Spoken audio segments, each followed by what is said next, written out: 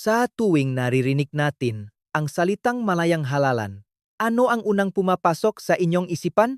Marahil ay naiisip ninyo ang nga modernong demokrasya, makahon ng balota, at ang rurok ng sibilisasyong sibil.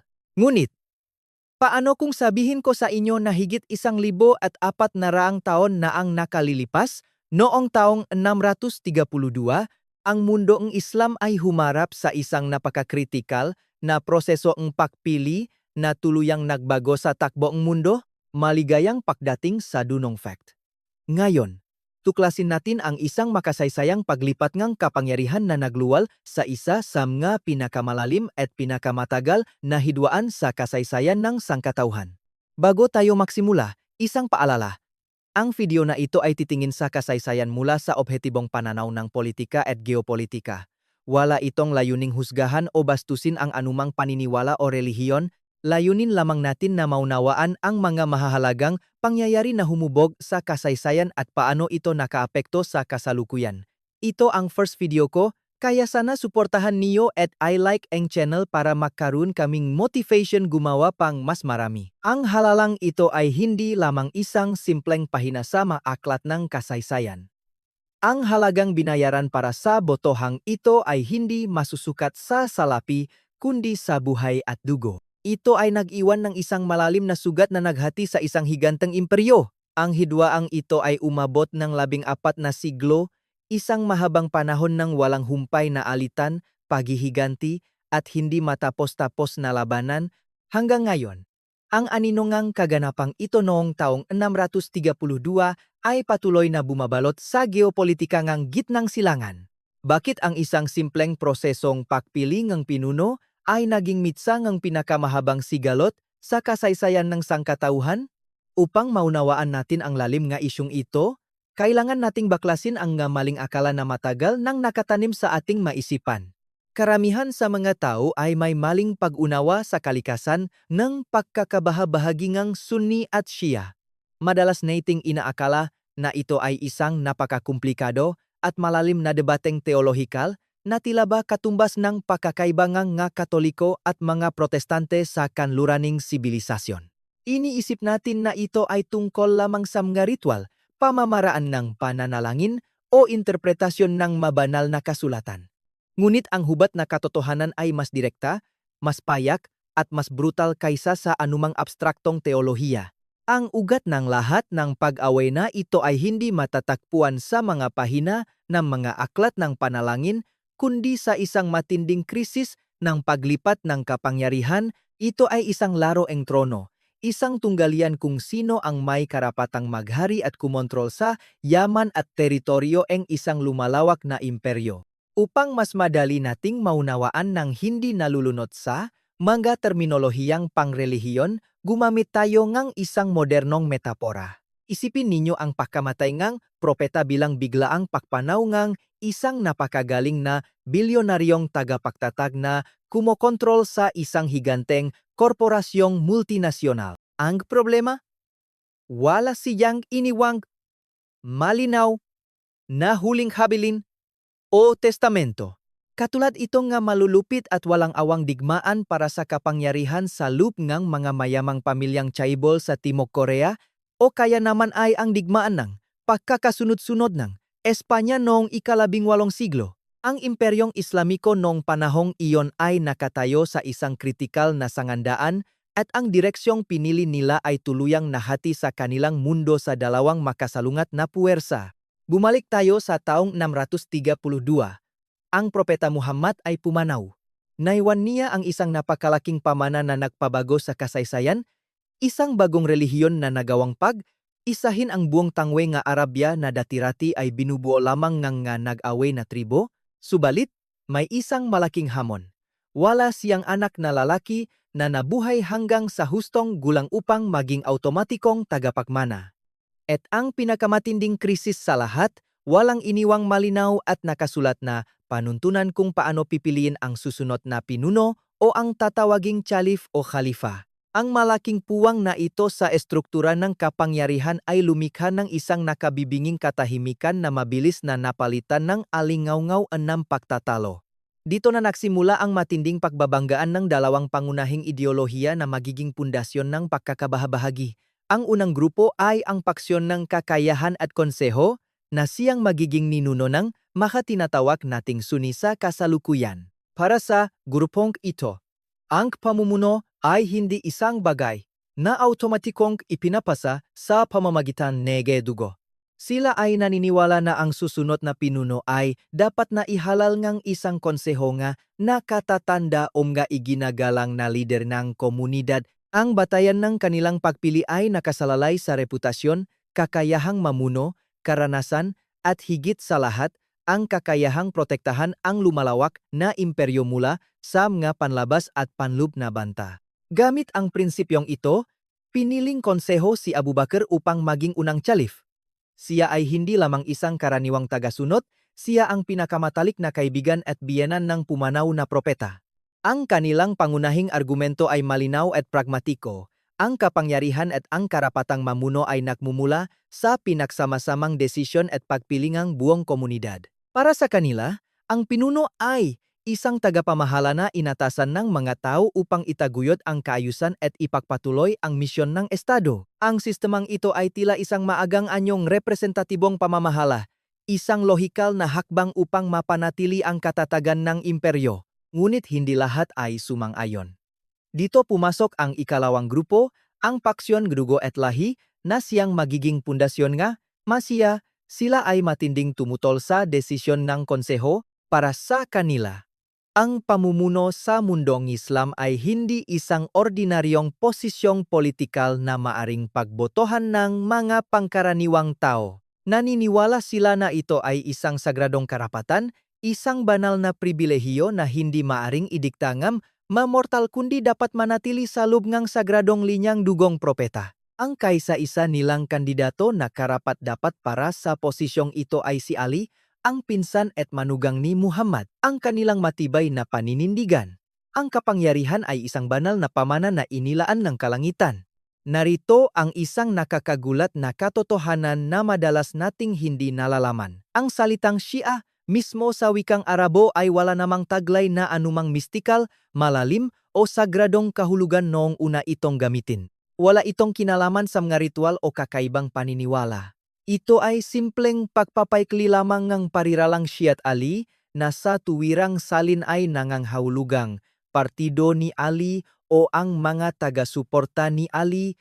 Sa madaling salita, ang nagsimula bilang isang paksyong politikal na sumusuporta sa isang partikular na kandidato ay unti-unting nag-evolve sa paglipas ng nga siglo. Paano nga ba naging isang ganap na pagkakakilanlang panreliyon ang isang simpleng alitang politikal? Ang sagot ay nakatago sa dugong mapinuno. Madalas nating marinig sa makwento ang tungkol sa ginintuang panahon kung saan ang unang apat na lider pagkatapos ni Muhammad ay tinatawag na mga makatarungang chalif o Rashidun. Sa mga romantikong salaysay, inilalarawan ang panahong ito bilang punong katarungan, kapayapaan at kabanalan. Ngunit kapag sinuri natin ang malupit na katotohanan ng politika noong panahong iyon, ang makikita natin ay isang senaryo na walang ipinagkaiba sa isang madugong teleserye ng manag-aagawan sa korona. Ang proseso ng pagpasa ng kapangyarihan mula sa isang pinuno patungo sa susunod ay hindi naging tahimik o mayos. Ito ay nabalutan ng ngasabuatan, pagtataksil, at karahasan na yumanik sa pundasyon ng imperyo. Upang may pamuha kung gaano kadelikado ang maging pinakamataas na pinuno noong panahong iyon, tingnan natin ang mga istatistika. Ito ay isang panahon na tinukoy ng isang serye ng sunod-sunod na asasinasyon sa loob ng unang apat na pinakamataas na lider ng mundong Islamiko. Tatlo sa kanila ang pinaslang sa mga pinakakarumaldumal at brutal na pamamaraan. Ang mga pakpatay na ito ay hindi ginawa nga panlabas na kaaway o mga imperyong dayuhan. Sila ay pinatay dahil sa mga panloob na hidwaan, mga pag-away ng mga paksyon, at ang walang katapusang pakauhaw sa impluensya at kapangyarihan mula sa loob mismo ng kanilang sariling bakuran. Ang ikalawang pinuno, si Umar, ay hindi namatay sa larangan ng digmaan laban sa mga kaaway. Siya ay walang awang sinaksak hanggang mamatay habang siya ay taimtim na nagdarasal sa loob ng moske. Ang ikatlong pinuno naman, si Uthman, ay humarap sa mas malagim na kapalaran. Siya ay kinupkop at pinaslang ng mismong mga rebeldeng nakmula sa kanyang nasasakupan, sa lupa mismo ng kanyang sariling tahanan. Sa katunayan, ayon sa magatala na kasaysayan, ang kanyang dugo ay tumalsik at tumunggis sa mismong mga pahina na banal na aklat na Quran na kanyang binabasa nang siya ay paslangin. At paano naman ang ikapat na lider? Siya ay walang iba kundi si Ali, ang mismong simbolo at pangunahing idolong paksyong Shia. Sa kabilang ang kanyang banal na linyang dugo na labis na ipinagmamalaki ng kanyang nga tagasunod, hindi rin siya nakatakas sa malupit na sumpang ang kapangyarihan. Siya ay pinaslang gamit ang isang espada na nilagyan ng nakamamatay na lason. Ang pagkamatay ni Ali ay hindi lamang pagkawala ang isang pinuno, ito ay isang napakalaking dago na tuluyang sumira sa anumang pag-asa ang pagkakaisa sa lupngang imperyo.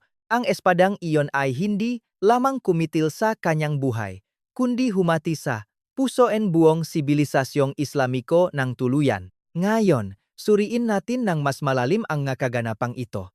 Ang mga espadang itinarak sa mga katawan ng mapinunong ito ay hindi iwinasiwas dahil sa mga dahilan o utos na nakmula sa kalangitan.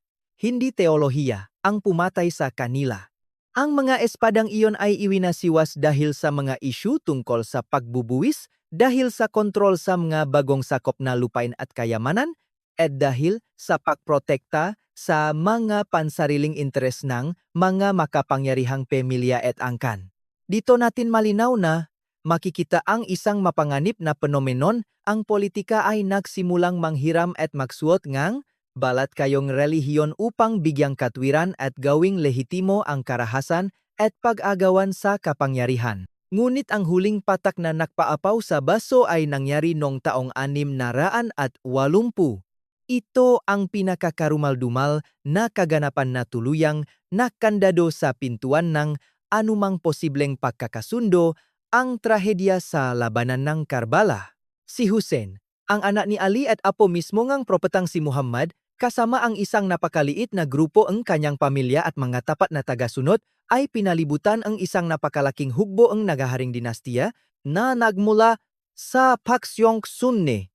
Sila ay walang awang minasakar, pinakaitan ng tubig sa gitnang disyerto, at sa huli, pinugutan ng ulo. Ang kaganapang ito ay nagpapakita ngang sugdulang kalupitan kung saan ang dugo ngang mismong pamilya ngang tagapagtatag ay inihandok sa dambanangang kapangyarihan. Ang Karbala ay hindi lamang isang simpleng pagkatalo sa aspetong militar. Para sa mga Shia, ang trahedyang ito ay nagsilbing isang permanenteng kolektibong trauma, isang matinding sugat sa kanilang psikolohiya na hindi kailanman maghihilom.